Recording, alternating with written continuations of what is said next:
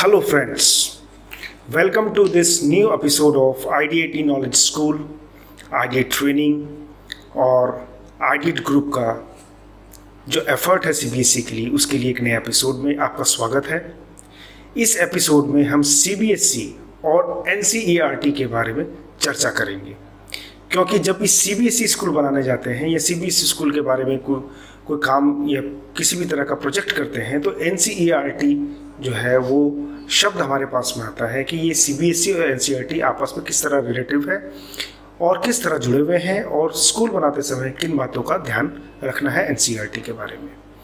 तो इस एपिसोड में इसकी जानकारी, इसके पहले मैं सबसे पहले हमारे जितने भी मित्र, जो भी हमारे सब्सक्राइबर्स हैं, जिन्होंने हमारे वीडियोस को देखा, प्रेस किया, कमेंट किया, क्वेश्चंस पूछे, लगातार फ़ोन कॉल्स आते हैं, हमारे एकेडमिक काउंसलर्स कोशिश करते हैं कि सारे क्वेरीज़ का जवाब दे सके, व्हाट्सएप पे मैसेज आता है, हम लोगों का कोशिश रहता है कि किसी तरह भी जवाब दिया जा सके और ये कोशिश हमारा जारी रहेगा। किसी भी तरह का कंसल्टेंसी में यदि कोई क्वेरी है मन में तो आप कमेंट कर सकते हैं, व्हाट्सएप कर सकते हैं या ईमेल कर सकते हैं, आपको रिप्लाई ज़रूर मिलेगा। और आप शुरू करते हैं आज का ये एपिसोड।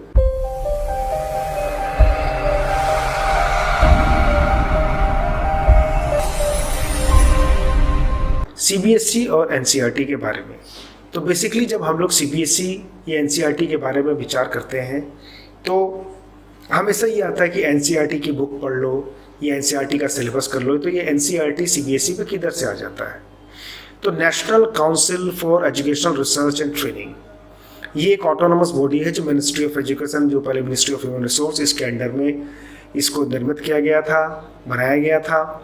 और CBSE एक central board of secondary education है, इसे भी मिनिस्ट्री ऑफ एजुकेशन या मिनिस्ट्री ऑफ ह्यूमन रिसोर्स के अंडर में बनाया गया था।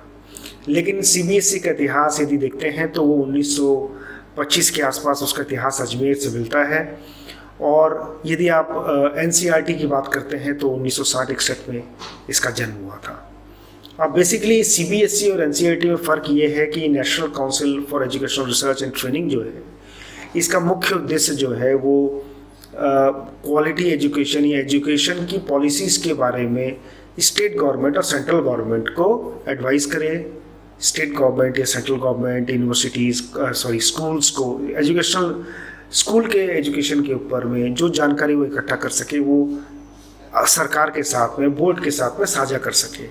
यानी NCERT का मुख्य उद्देश्य ये है कि वो किस तरह की पढ़ाई स्टूडेंट्स को देनी चाहिए, क्या क्या सब्जेक्ट्स पढ़ाना चाहिए, किस तरह के टेक्स्ट बुक देनी चाहिए, किस तरह के जर्नल पब्लिश होने चाहिए, रिसर्च एजुकेशनल रिसर्च किस तरह से करना चाहिए, मल्टीमीडिया कंटेंट जो इससे रिलेटेड है वो किस तरह से बनाना चाहिए, टीचर्स की ट्रेनिंग किस तरह से होनी चाहिए, टीचर्स ट्रेंड किस तरह से हो सकते हैं, नए वर्ल्ड में जो नए नए इनोवेशंस हो रहे हैं, इनोवेटिव आइडियाज़ आ रहे हैं, उसको किस तरह हम लोग अडॉप्ट कर सकते हैं।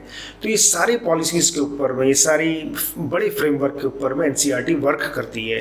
यानी NCERT का वर्क कोई एक बोर्ड के ऊपर में लिमिटेड नहीं है, ये कोई CBSE बोर्ड पर लिमिटेड नहीं है, ये किसी भी बोर्ड, स्टेट गवर्नमेंट का बोर्ड हो या सेंट्रल गवर्नमेंट का बोर्ड हो या प्राइवेट बोर्ड हो, तो ये सारे बोर्ड पे ही लागू होती है। क्योंकि एजुकेशनल रिसर्च है, पॉलिसीज़ है, तो उसका जो आउटपुट है या उसका जो भी निष्कर्ष है वो कोई भी बोर्ड उसे यूज़ कर सकता है और उस हिसाब से अपने काम को कर सकता है।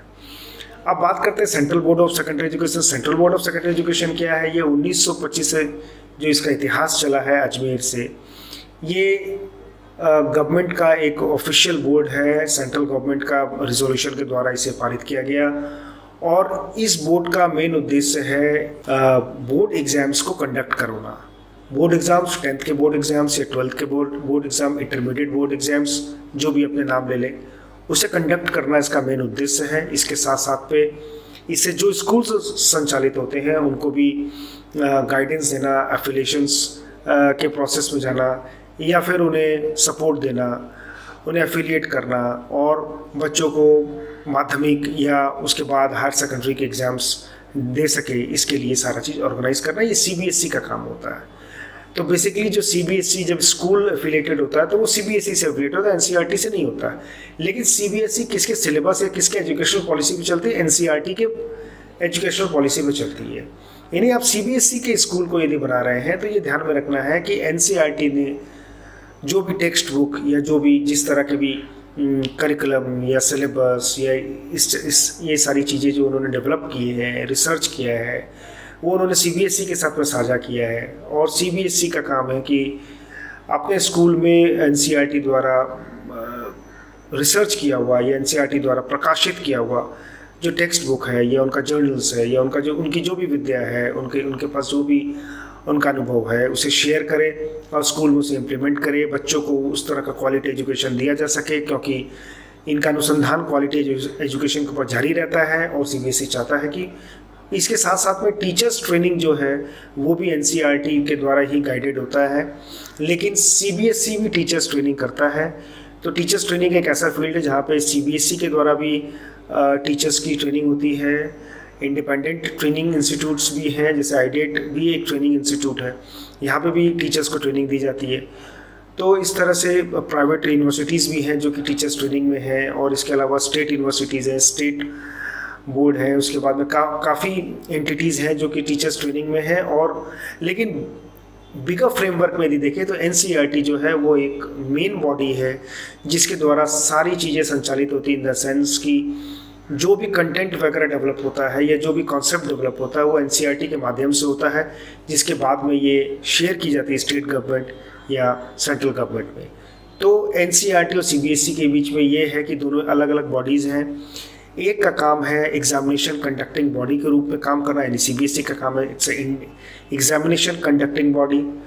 वहीं पे एनसीईआरटी का जो पर्पस है या एनसीईआरटी का जो ऑब्जेक्टिव है वो है कि वो एजुकेशनल पॉलिसीज़ को निर्मित करे, एजुकेशनल फ्रेमवर्क को बनाए, टेक्स्ट बुक पब्लिश करे, जर्नल्स पब्लिश करे, रिसर्च को शेयर करे, और कैसे क्वालिटी एजुकेशन को इम्बाइब कर सके सोसाइटी में, स्कूल्स में, ग्राउंड लेवल पे, स्टेट गवर्नमेंट, सेंट्रल गवर्नमेंट्स अपने इंडिया के पॉपुलेशन को कैसे वो क्वालिटी एजुकेशन दे सके, उसके बाद में रिसर्च करे, उसके ऊपर ट्रेनिंग मॉड्यूल्स को डेवलप करे, टीचर्स ट्रेनिंग मॉड्यूल्स डेवलप करे, ये उद्देश्य होता है। तो इस तरह से ये दोनों संस्थाएं मिल के काम करती हैं, और एक स्कूल को एनसीईआरटी को फॉलो करना पड़ता है इन द सेंस कि उसके सिलेबस में जो भी कंटेंट एनसीईआरटी द्वारा डेवलप किया जाता है, स्पेशली हायर क्लासेस में, वो तो उन्हें अडॉप्ट करना पड़ता है। उनके टेक्स्ट बुक उनके द्वारा टेक्स्ट बुक वगैरह प्रकाशित किए जाते हैं किसी पर्टिकुलर सब्जेक्ट के बारे में, वो स्कूल्स में पढ़ानी चाहिए। तो इस तरह से एनसीईआरटी और सीबीएसई में इस तरह का रिलेशन है, या इस तरह से वो लोग